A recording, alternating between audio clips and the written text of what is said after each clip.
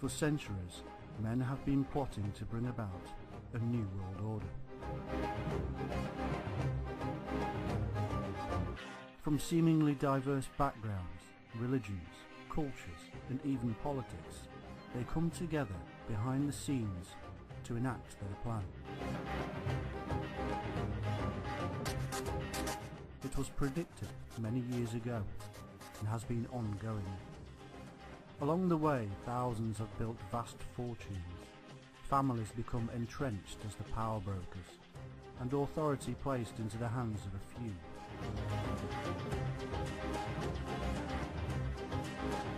Throughout time, they have followed a cleverly laid out plan that was written down in code, cipher, and symbolism thousands of years ago.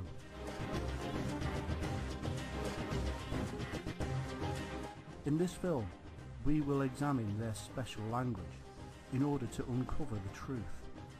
From the special names to the special numbers, a secret lies hidden and waiting.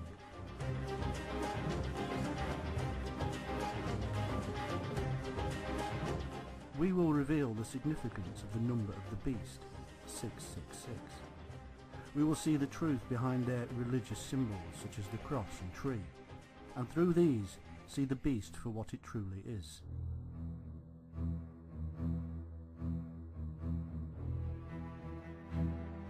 We will know the one that shall follow, the one they call the Antichrist, and we shall be amazed. Never in the history of mankind, until now, was it possible to deliver this beast upon the earth.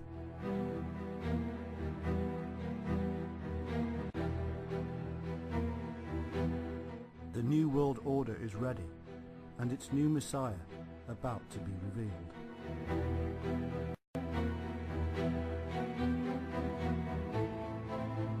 One of the greatest works of symbolism on every level is the Bible. To the scholar who knows the alternative meanings of some of the apocalyptic texts, it has been obvious for a long time that there is truth hidden away.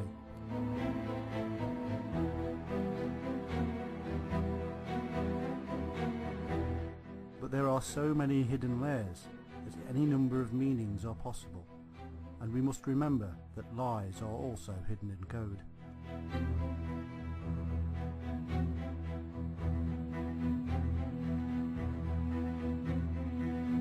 We must be careful not to read too much into texts, as we could be in danger of perceiving them in the light of our own modern society. Modern-day evangelists use the biblical book of Revelation as proof of the Lord's imminent return. They point to hidden meanings regarding nuclear war and Middle Eastern dictators, as if they had some kind of divine revelation themselves.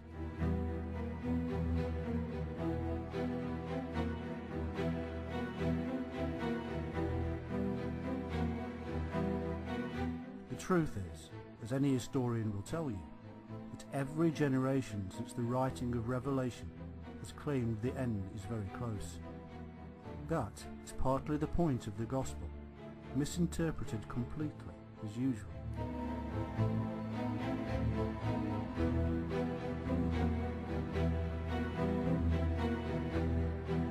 All of these false interpretations make it more difficult to break the code down into facts. We shall begin by taking a look at our origins. The origin of life has always been a fundamental part of religion. The Age of Enlightenment of Darwin and his contemporaries drastically altered the religious outlook of the world. If we look at the truth behind the origin of mankind, we will see that Darwin was only discovering what was already known, that this Age of Enlightenment was planned. It had to happen for the required changes to occur.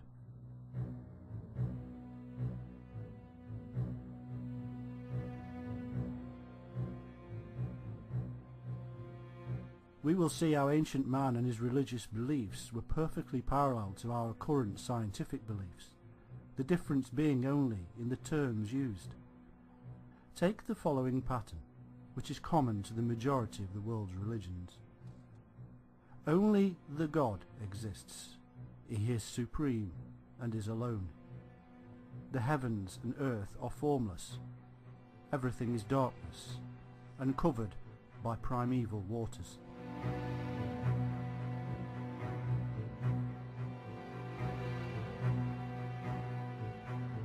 Then there is light. Heaven and earth are split apart. The land is separated from the waters. Day and night are created with the new sun.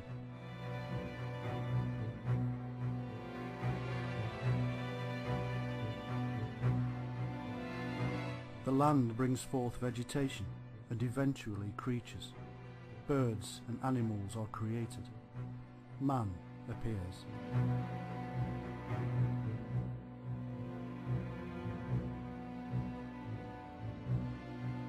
This pattern is also common to the current theories regarding the origin of species.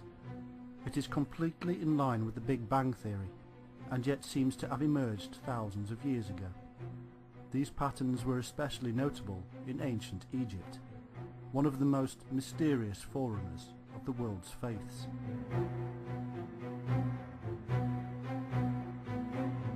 It's almost as if a long thread of knowledge is finally coming out into the open.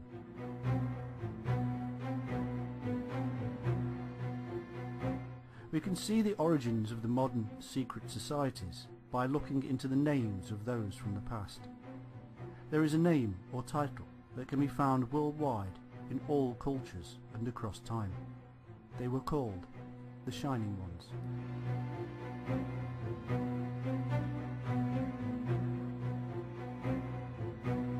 We shall begin with the Bible and see where the thread leads.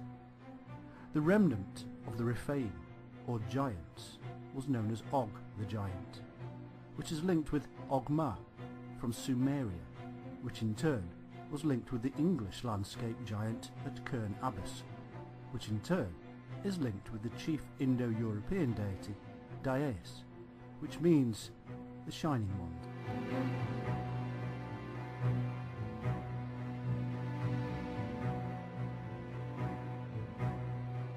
Therefore, King Og of Bashan in the Bible is the remnant king of the Shining Ones, seen here across vast distances as giants in the land, from cultures that should have no similarities or connection.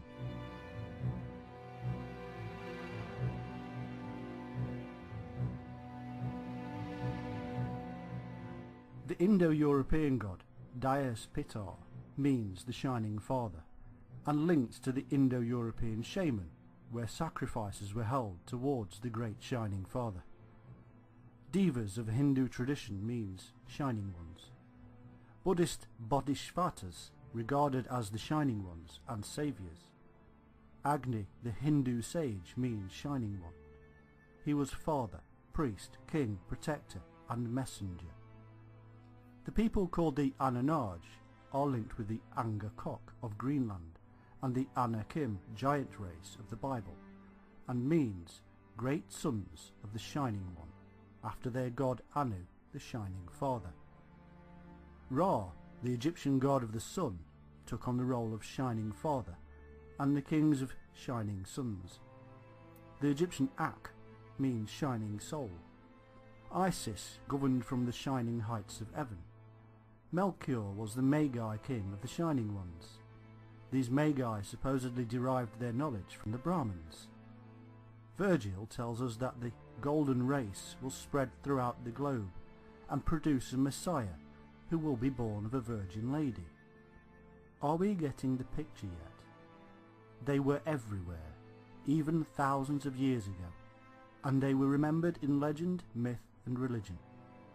Their names sound different to us because of the difference in languages, but the meanings are all the same.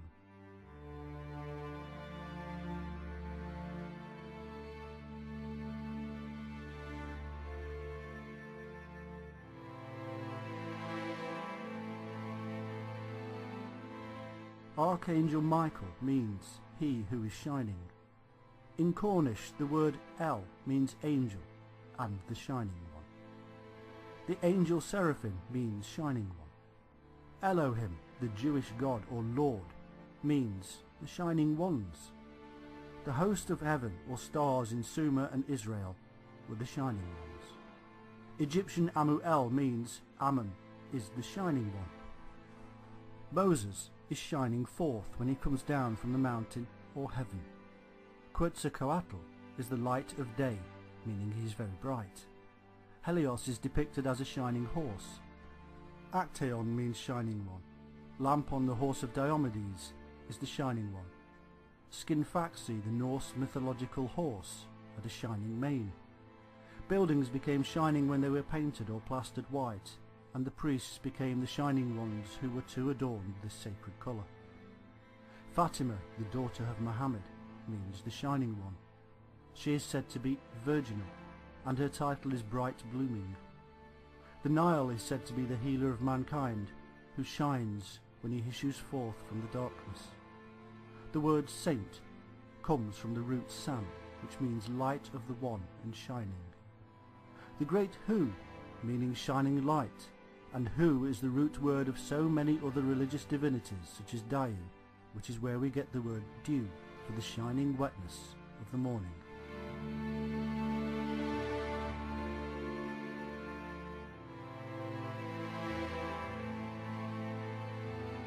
The simple similarity here is shining, and it is very straightforward why. These were the gods of the heavens, the great bodies in the sky that we could see shined. The sun, moon and stars above us were therefore extremely important to our ancestors for some reason. That reason is simple and empowers the one with the knowledge. They gave us the time of year and day. They were the perfect tool for navigation and knowledge of the seasons.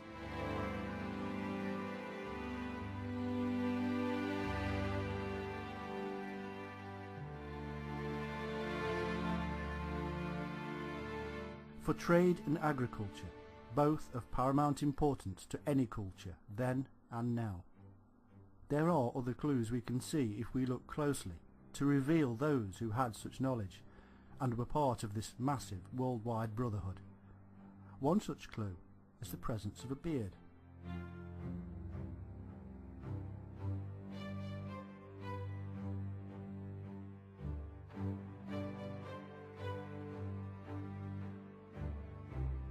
Giants are said to have beards.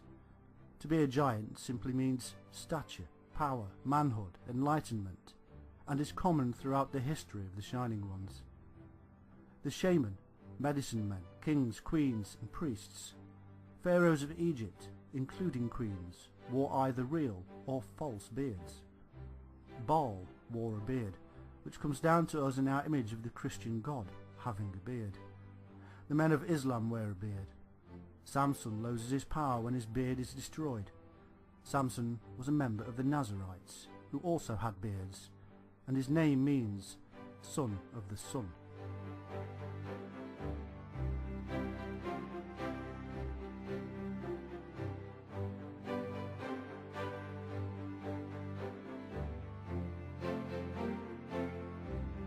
The Gnostic Essene wore beards.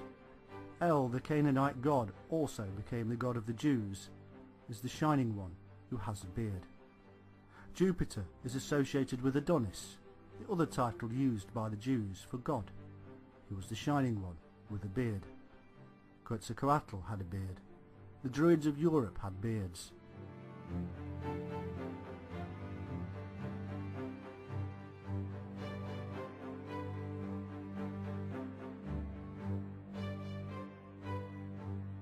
Another symbol we can use to see the Shining Ones is the cross.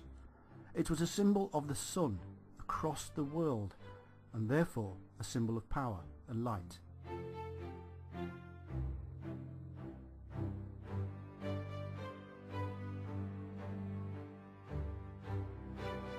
To be crucified upon a cross was to be fixed in time by the sun. North American shaman are suspended by their wrists in the style of crucifixion, taking them in a trance to the other world and coming back with powers. Odin was sacrificed on the Tree of Life and visited the underworld. There are Hindu temples in the shape of a cross and burial tombs all over Europe in the shape of a cross. The Great Pyramid of Giza forms a cross on the ground at the summer solstice.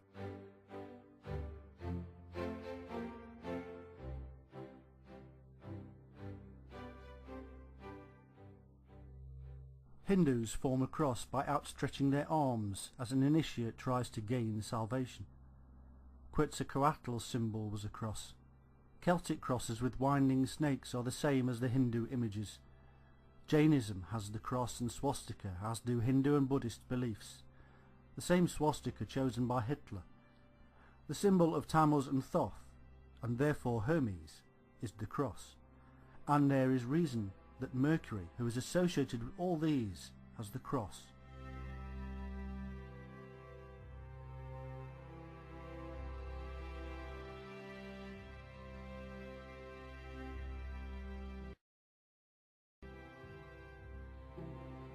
So far, we have shining, beards and a cross. All mean the sun or the lights in the sky. All are symbolic of wisdom, power and strength. All attributes of the solar divinity. All symbols that are still with us to this day and utilised by those in positions of power, from Freemasonry to the Illuminati. There is another, the symbol of the Trinity.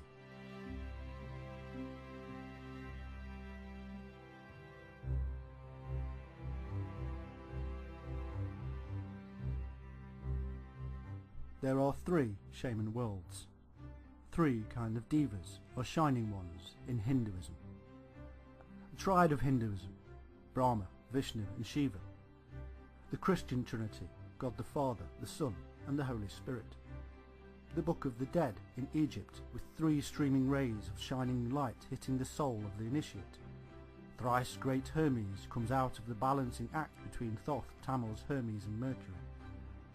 Zoroaster would return 3 times. 3 Magi who brought 3 gifts. Jesus crucified on a mountain with 3 crosses, one either side of him. 3 Chatras on Hindu temples. Buddhist 3 fires and 3 marks built into all existence.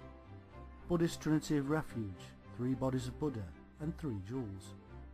3 foundations of the universe of Simon Magus. Druid Holy Triad. Taoist 3 giving birth to creation. Tai Chi represented as 3 candles. Asgard 3 thrones.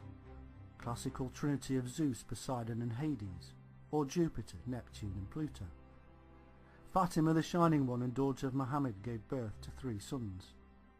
Druidic harps made from a triangle, 3 strings and 3 turning keys, all symbolic of the great trinity of the Druids and Bards.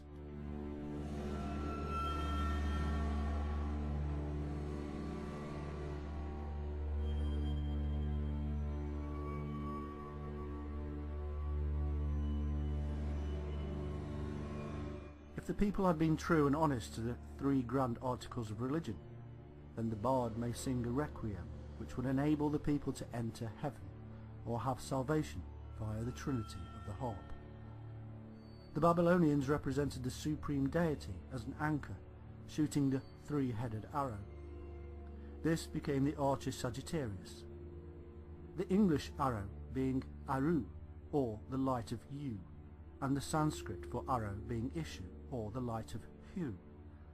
The arch, of course, being the procession of the sun overhead.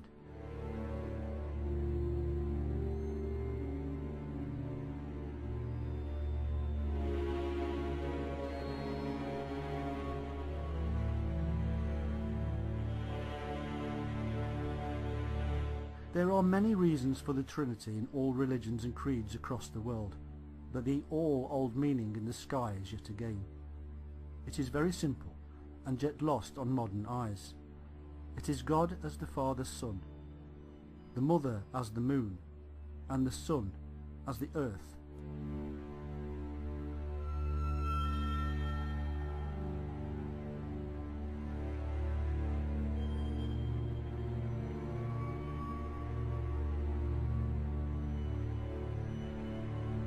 It is symbolized as a triangle, within which we have the all-seeing eye of the solar divinity.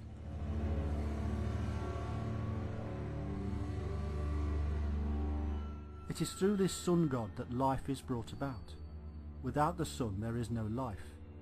As plants die in winter, they are born again in spring, when the sun rises once again. This pattern of life is revealed in the concept of reincarnation. If plants come back to life, then so too can we. It is therefore no surprise to discover that the sun god on earth should be reincarnated or resurrected.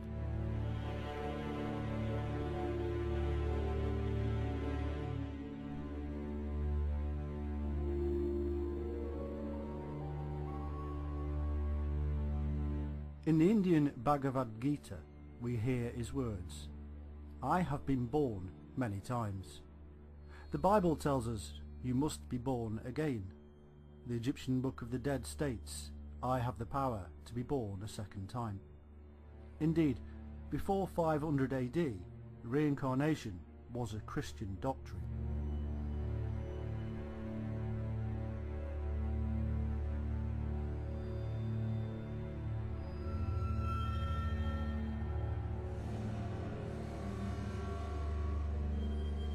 There are copious Egyptian rebirth rituals.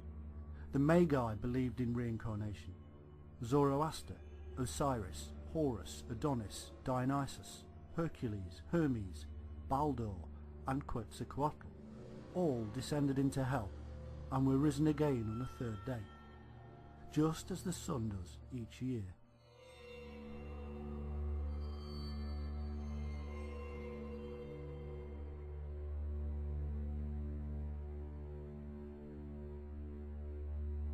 Vishnu said, "Every time that religion is in danger and that iniquity triumphs, I issue forth for the defence of the good and the suppression of the wicked. For the establishment of justice I manifest myself from age to age." The sun god will appear in every age in a mirror to the Jewish idea that every age has a Messiah or Son of God.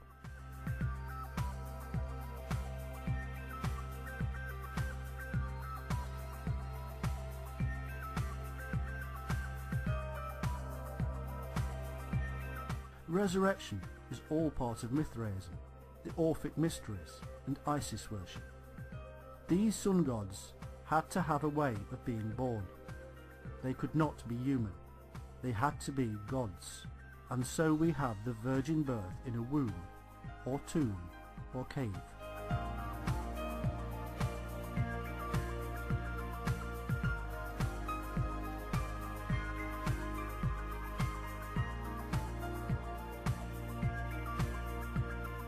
Not surprisingly, this is also seen worldwide. In Egypt, Isis immaculately conceives Horus. Virgil said the Messiah would be born of the Virgin Lady. Zoroaster was born of a virgin. Fatima, the Shining One, gave birth to 3 sons and is said to have been a virgin. In China, the virgin birth consists of treading in the footprint of God, which the mother of Hu Qi did, and was born like a lamb. He was born amidst sheep and cattle, just like Jesus.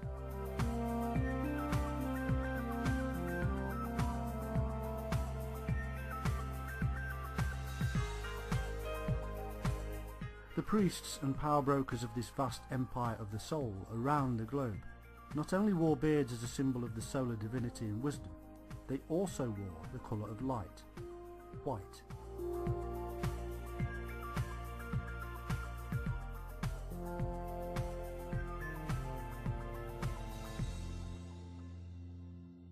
Jains, Knights Templar, Druids, Bards, Priests of Osiris, Jupiter, Magi, Romans, all wore white. The Persians said that the gods wore white. Carmelites or White Friars, Cistercian nuns and monks, Magdalenes, Orders of the Sisters of the Presentation of Mary, the Congregation of the Daughters of the Holy Ghost, the Congregation of the Missionary, Sisters of Our Lady of Africa, and the White Fathers. The list is endless and revealing.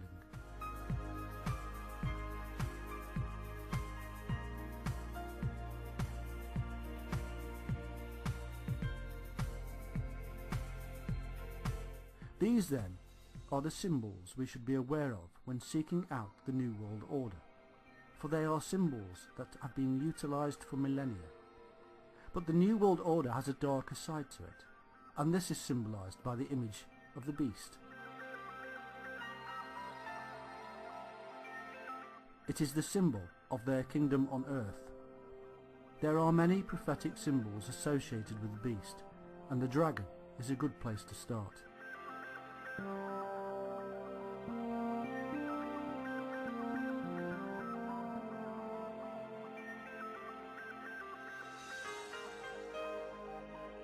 In Bible prophecy, a beast is a symbol of a king or kingdom. In the book of Daniel, we read, "These great beasts, which are four kings. The fourth beast shall be the fourth kingdom." This kingdom is not necessarily a state as we know it today. It is also the kingdom of God, a spiritual kingdom, a kingdom of dominion of the soul. We know this because Revelation states that the people worshipped the beast. They worshipped the kingdom of the soul.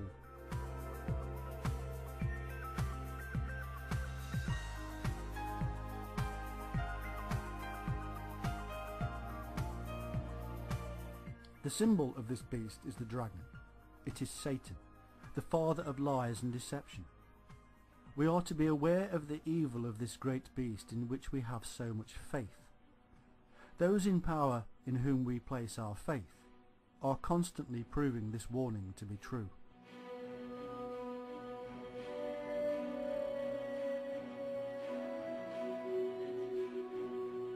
One way of recognizing the beast among us, according to the Bible, is via blasphemy. This is when a person or community claims to be God's representative. There have been a great many. Another way of blaspheming is to grant absolution from sin, something that only God can do. So, what we seem to be looking for as the catalyst for a new world order is a kind of nation that has all these symbols and claims to be God's representative on earth and offers absolution. It's a strange coincidence that their own books subtly reveals them.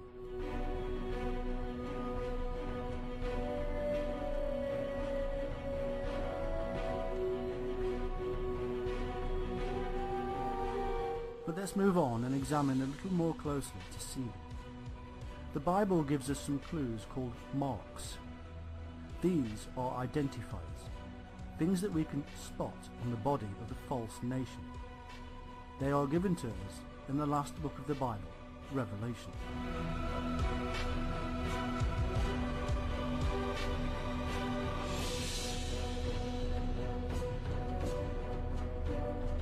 They will worship the beast. They will rise out of the sea, which is a symbol for being amidst a densely populated area, such as the Vatican in the Sea of Rome.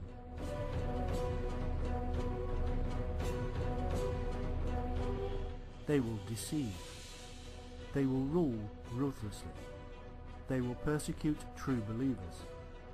The beast will have a number, 666.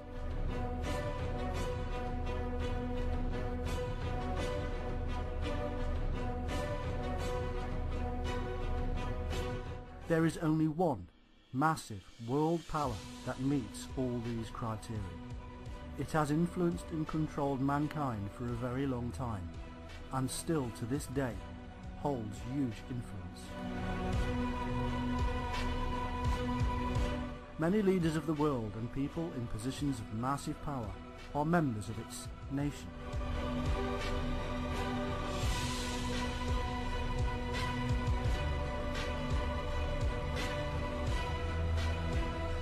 It's persecuted its own people. It has claimed to be a representative of God on earth. It claims the power of absolution. It has all the symbols. It is the Catholic Church.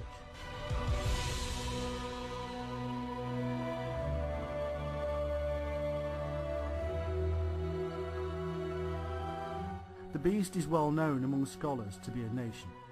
All nations are beasts. The USA has the eagle, Great Britain has the lion. They all have beasts to symbolize them.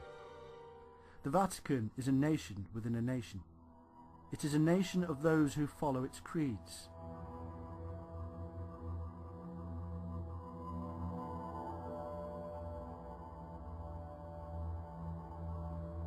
Revelation tells us that this beast shall be ruled by Ecclesia, symbolized as a woman. Ecclesia, or the woman, is a church. This nation shall be ruled by a church, a Catholic church, a universal church.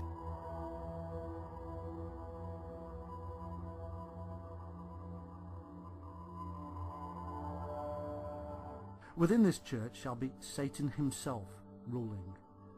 He is the father of lies. Every cleric must obey the Pope, even if he commands what is evil, for no man may judge the Pope. These are the words of Pope Innocent III.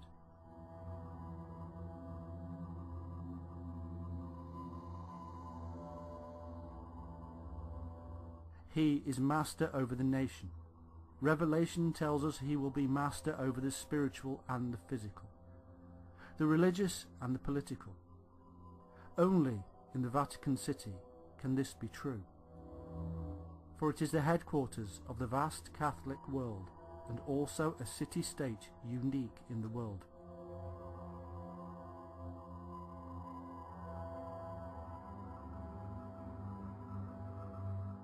It has been a deceptive nation. It has abused its own people. It has all the marks. But does it really want a new world order? In 2004, Pope John Paul II called explicitly for a new world order, and he was not the only one.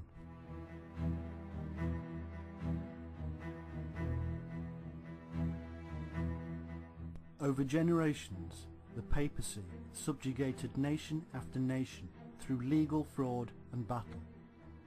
Rulers across the world were subjects of the Pope and did his bidding.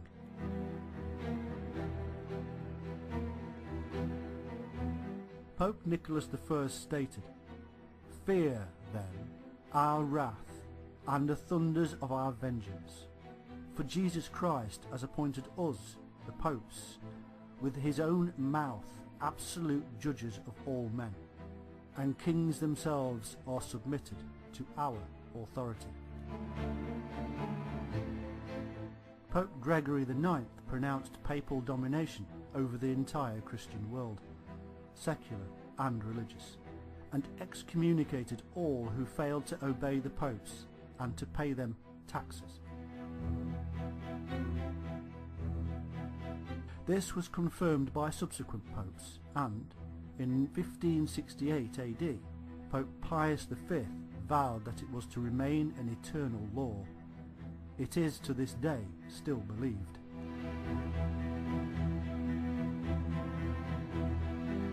And so, through symbolism and code, we can begin to see more clearly the very roots of the modern idea of the New World Order.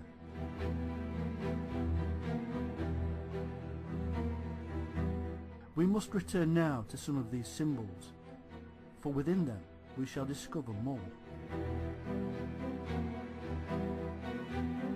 We begin with reincarnation and the cross. The idea of rebirth is never more firmly placed than in the tree. The image of Jesus dying on a cross is rooted in nearly 2,000 years of myth. The Bible never mentions a cross.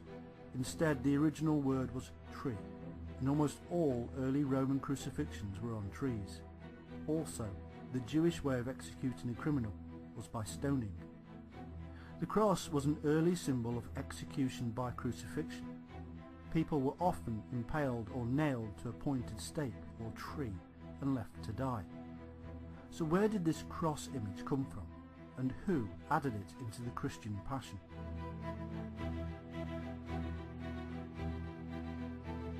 There is an enormous variety of cross forms, all of which come from the same root. The Egyptian Ankh is a T-shaped cross with a loop above, and represents life, and is held by a deity or king as a sign of his power to issue life. This cross was held to the nostrils, and life returned to the departed. In the same way as breathing the breath of life into the nostrils noted in the Bible and just about every other creation myth. It is 4:00 Without the p.m. loop, this cross represents eternity to the Egyptians and predates the Christian cross, which was introduced into Christianity 300 years after the death of Christ on a tree. The reason for this was so that this new shining one, enlightened king-priest deity, could be linked with the old ways, just as he was in so many other ways.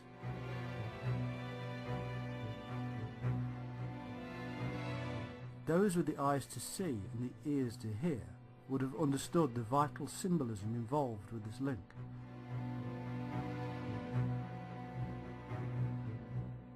The legend of the true cross of Christ is linked with the tree of life, because symbolically it was upon the tree of life that Jesus died. The cross is found in all cultures and, mostly in the magical context, it has power.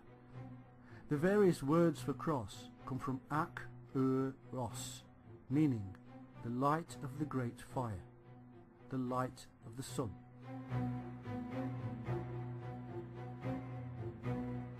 In many doctrines, the four stations of the cross stand for air, earth, fire and water. The Aztec weather goddess carried a cross, and at Cozumel it was an object of worship. The symbol of Quetzalcoatl is a cross. Native Americans marked their boundaries with magic cross. The swastika cross is formed from four Greek grammars joining together. It was widely used and is found in many stone monuments around the world. Regarded as a symbol of good fortune, it derives its name from the Sanskrit svastika, meaning blessed. It has been used by Mesopotamian, Cretan, Mayan, Navajo, Celtic, Hindu, Jain and Buddhist cultures. It is believed that it represents the movement of the sun through the heavens and the cycle of life. The swastika arose more obviously under Hitler's Nazi Germany, when it was turned counterclockwise to represent evil and negative forces. Hitler supposedly found the swastika on a Catholic monastery doorway, and it also became the symbol for his Thule Society, which was responsible for the Nazi movement. Strangely, Hitler was taken in at an early age and trained by a Catholic man who would go on to become the Pope during World War II. Was this part of the Great Plan? To bring about a world war so terrible that it would force the world to create a United Nations, the same United Nations that has a ridiculous amount of Catholic influence with special Catholic status. Hitler joined a re-education program where he was singled out as a good leader and speaker. He came to the attention of Archbishop Pacelli, who would later become Pope Pius XII. His friendship with the Archbishop led him to being promoted into the ranks of intelligence, where his role was to infiltrate the German Workers' Party. For 6 years from 1919, Hitler would regularly meet with the Archbishop to pass on intelligence reports. For some reason, the Archbishop ordered Hitler to influence the party to change its name to the National Socialist German Workers' Party, or what we now call the Nazi Party. In fact, Hitler had such influence within the party he was spying upon that he was announced as the party's Führer in 1921. A Catholic from birth, and having attended Jesuit schooling, Hitler was deeply interested in the mystical elements of the Catholic Church. Indeed, the very school he attended had an ancient swastika above a doorway he would pass through every day. His work in the Nazi Party came along with huge amounts of Catholic money to help him build the group. Pretty soon, Hitler was creating a paramilitary wing known as the SA, or Stormtroopers, with Ernst Röhm as their head. With the aid of Jesuit spy masters, the SA were trained in espionage, assassination and propaganda.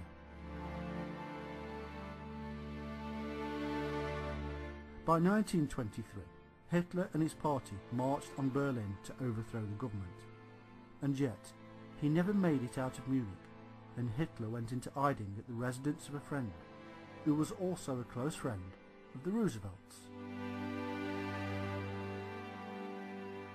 He was eventually found and imprisoned for 5 years, actually serving only 1.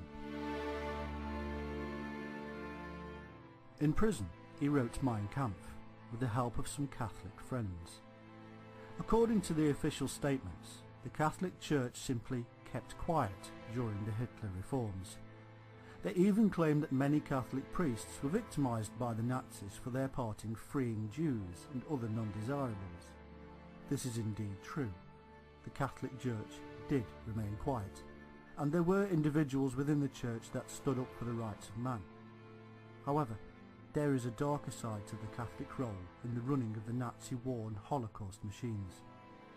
As a child, Adolf Hitler attended classes at a Benedictine monastery. Here, he sang in the choir and claimed that he had dreamt of one day taking holy orders. I am now, as before, a Catholic, and will always remain so, he is reported to have said to one of his generals. The Catholic Church in fact never excommunicated him, and when we consider that a person could be excommunicated for just misdemeanors as giving water to an infidel, then this is quite eternal. The stark fact remains that the Catholic Church turned a blind eye to the Nazi oppression, especially as it had just spent the last few centuries trying to rid the world of Jewry itself. In fact, taken to this end, and the hidden links between Freemasonry and the Catholic Church, we can start to see a picture of a Christian purging of the Jews in process. A process that appears to have been ongoing for an awful long time. Some have claimed, however, that this was just a balancing act, in that the Jews were getting too powerful in Europe at the time and needed trimming.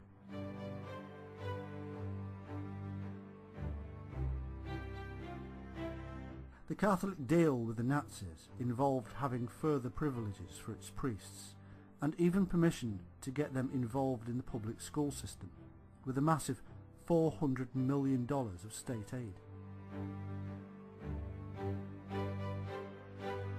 It also led to a clearing of anti-Catholic lawsuits, as by 1940 Hitler had erased or quashed over 7,000 legal cases against Catholic priests.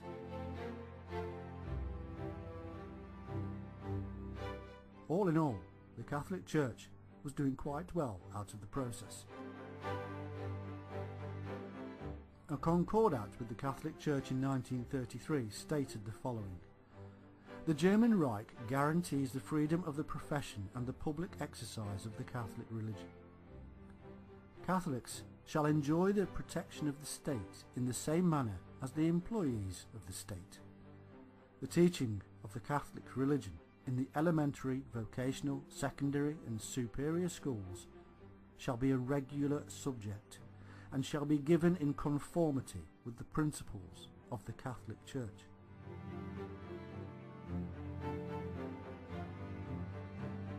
To the Catholics, this was all perfect, and so why should they make life hard for the Nazis?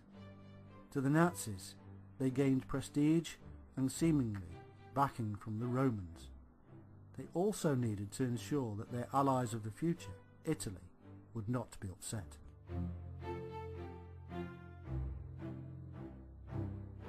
Many authors have in fact shown that even following the end of the war, the Nazis were aided in their escape by their brothers in the Catholic Church, escaping via monasteries and nunneries into deeply Catholic countries in South America, especially with the aid of certain Jesuits. It would not do to call people into a secret society and then for them to be left high and dry when the whole thing collapses. This is just one example of Catholic meddling in the political systems of the world, and the dire effects this had upon mankind. Their meddling has in fact been the cause of millions of deaths, all in the name of a supposedly peaceful religion, and by placing the symbols on show for the world to see, such as the swastika, they made a statement.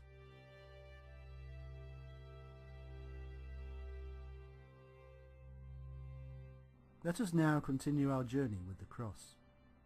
In 100 BC, crosses were set up above the graves of the elect by the Scandinavians, who also used them as boundary marks, just like Native Americans, and the staffs of Scandinavian priests were crosses mixed with the caduceus.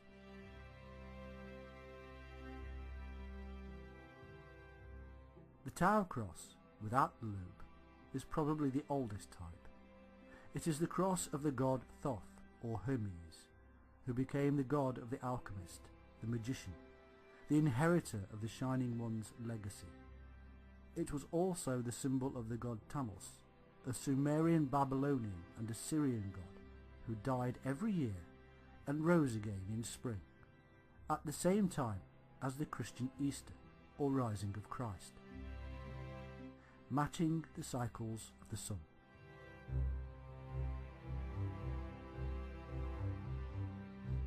Tammuz is identified with Adonis and Marduk. The Jews obviously knew about the cyclic nature of Tammuz, as he is spoken of in Ezekiel, where the women weeping for Tammuz is alluded to. The early 4th century Gnostics took this old pagan symbol of the sun and earth and the cycles of life and made it represent the man who was to symbolize all these things and more.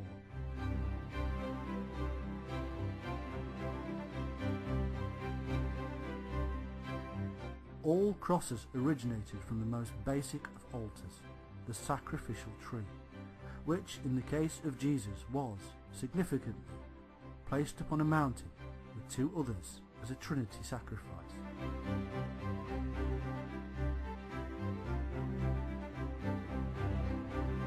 The tree, as the image of death and rebirth, is universal to all cultures. In South America, sacrificial victims were invariably fastened to tree trunks. In China and Japan, there are sacred groves and trees standing at or just outside the entrance to their villages. Offerings are pinned to the trunks of these trees. The worship of trees is fundamental to an understanding of the supposedly mysterious images we have found around us. The Druids held special interest in the oak. Indeed, the Druid word for sanctuary matches with the Latin word nemus and means grove or woodland glade. In Sweden, Greece, Italy, India, America, Australia, all Europe and Africa, the worship of trees is so deeply ensconced in the origins of their beliefs, we must wonder how these beliefs came to be so universal and so similar.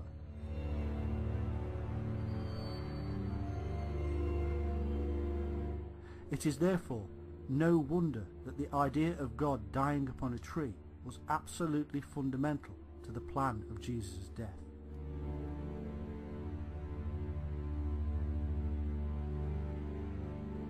Worship, especially the more sacred and secretive worship, seems to have been carried out in groves.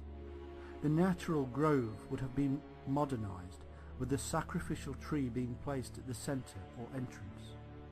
Upon this altar, the king god or son of the king god would have been sacrificed.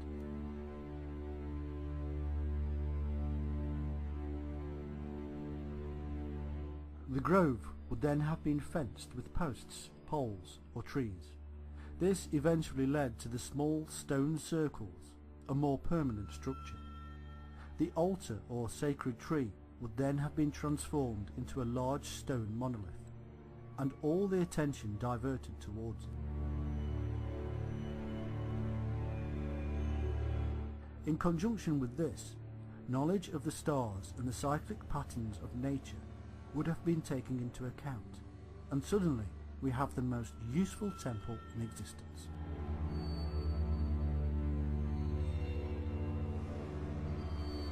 People would come from miles around to pay their tithes to the sacred priesthood, see the prophecies, enact the rituals, and learn. Power over this vast period of time settled well and truly with the priests of old, and this is how today we have a religion at the centre of it all.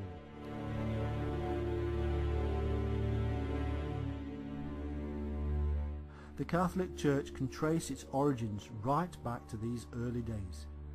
There is little wonder then that the revelation of the beast should be in their own book, hidden in symbol and code, as any psychopath always likes to leave clues.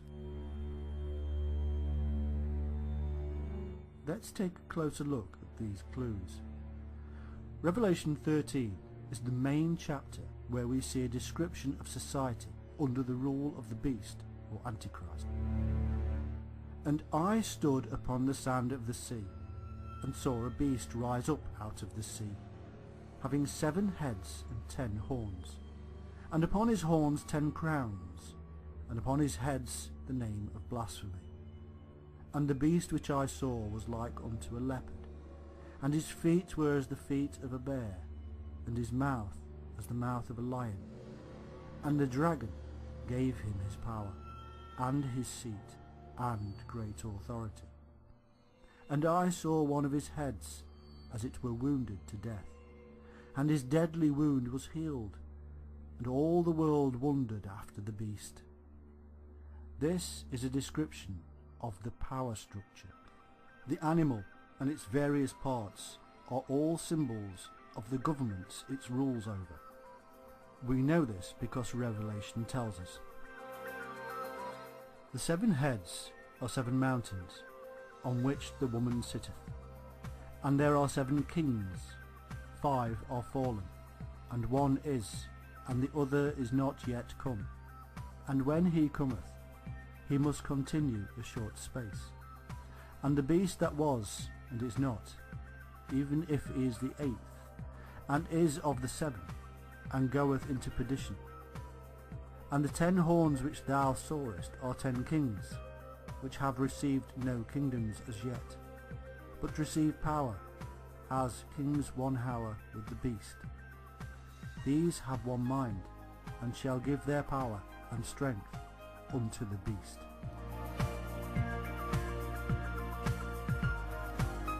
They all have one mind, given over to the authority of the beast, and that mind that is set upon dominion.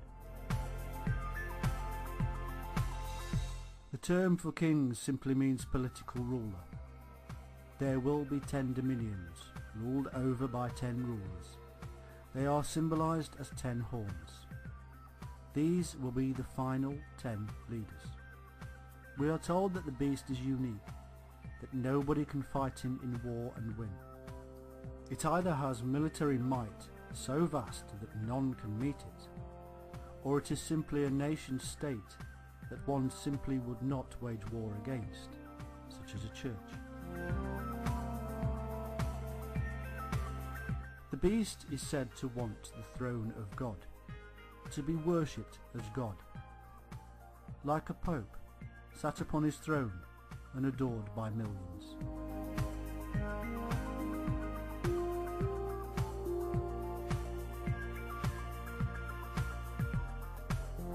We are even told in the Bible where this great power wishes to reside. It is known as Zion, and most scholars have stated that Zion is Jerusalem. However, there is more here than meets the eye. The Vatican was built as the new Jerusalem.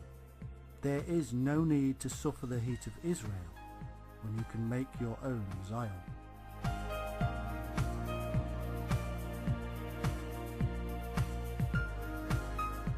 It's all very good to control the masses through belief, but financial control also needs to be in place.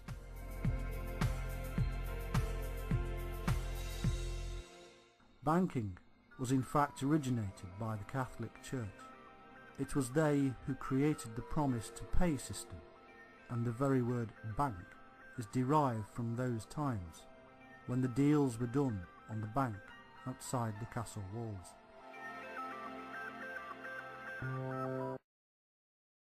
From the very start, money was under Catholic control. The word itself is from moner, or to warn. Nobody seems to have listened.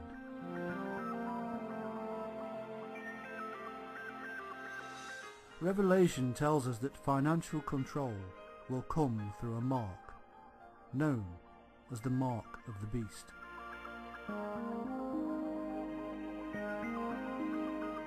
And he causeth all, both small and great, rich and poor, free and bond, to receive a mark on their right hand, or in their foreheads, and that no man might buy or sell, save he that had the mark, or the name of the beast, or the number of his name. Here is wisdom. Let him that hath understanding count the number of the beast, for it is the number of a man, and his number is 666.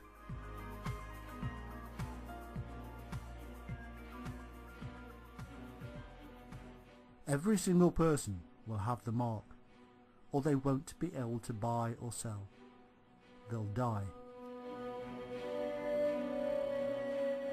There will be no social divide. What is amazing is that this was written 2,000 years ago, when you could buy and sell with goats. You didn't need money. The mark itself would have to be very clear and clever, because it would somehow have to reveal a person's known wealth. What if that wealth altered over time? Would you have to get a new mark? Well, in today's age, that's not really a problem, because we have a computer system and banking.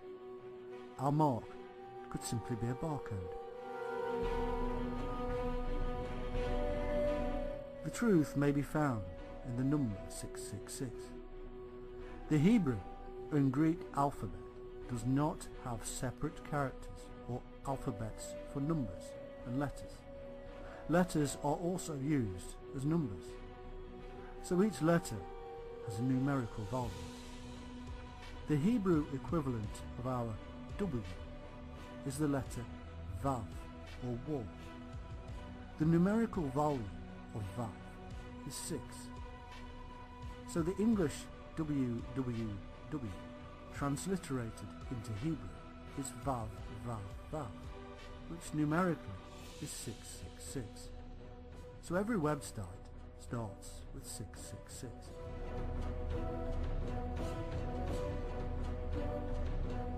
The idea that we will all have the number of the beast tattooed on our hands or foreheads has been around for a long time, and there are many theories from the Christians as to how this will be done. Microchip implants being one of the latest. The humble barcode has been popular in this area. The universally accepted form of pricing and itemizing has come under the watchful eye of our friendly evangelist. The EAN13 International Barcode has 13 digits. The following is an example of how we constantly get 666 out of our barcodes. Every barcode has 3 taller bars, one at the start, one in the middle, and one at the end. This bar has a numerical value of 6. So all barcodes have 666 on them.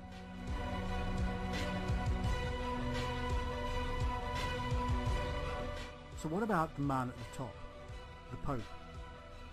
The official title of the Pope is Vicarius Filii Dei, which translated is representative of the Son of God.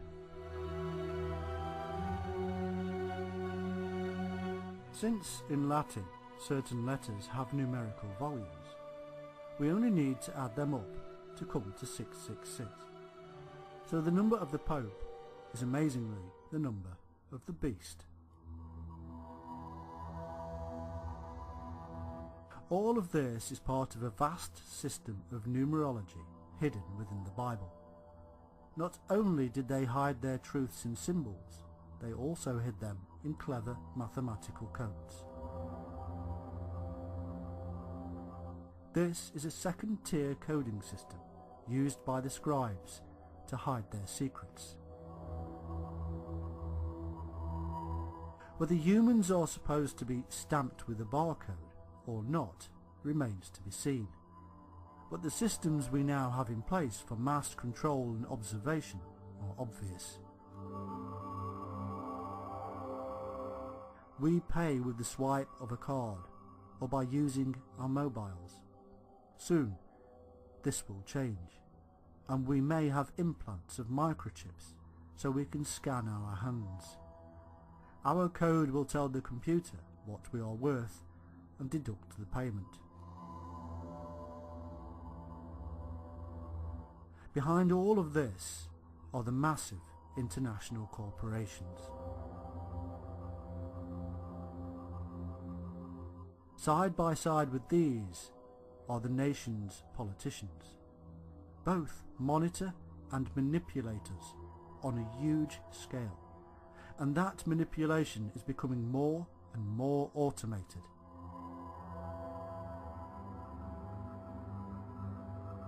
We can now talk to an artificially intelligent customer service representative and do all our business without ever having to deal with another human.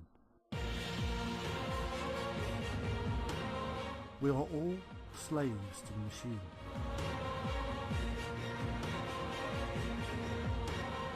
These same artificially intelligent systems recently revealed that mankind should be eradicated.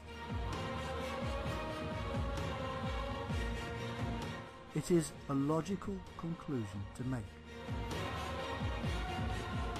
With all the knowledge of what mankind has done to the world and continues to do, is it not a logical progression that in order to save the world, then mankind should be wiped out?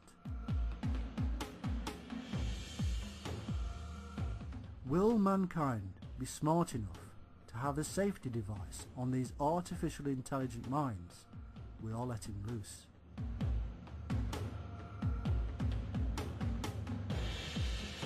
The world's biggest computer and mobile phone company regularly releases updates that have flaws in them. Are we to trust them to release a mind upon the World Wide Web that can think as fast as the speed of light, with all the knowledge of all the world from all of history?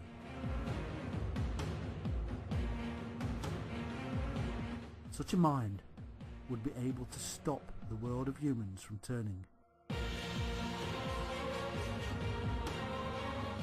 Power cut off, deliveries messed up, water, gas, oil and industries brought to their knees, money wiped off the grid, satellites taken over, traffic systems played with, and even worse, it may turn off our Wi-Fi.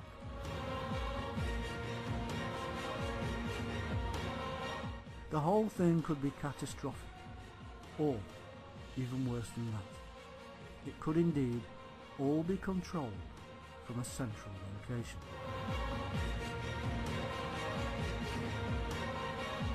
Used to do the master's bidding. But who owns these corporations? The banks.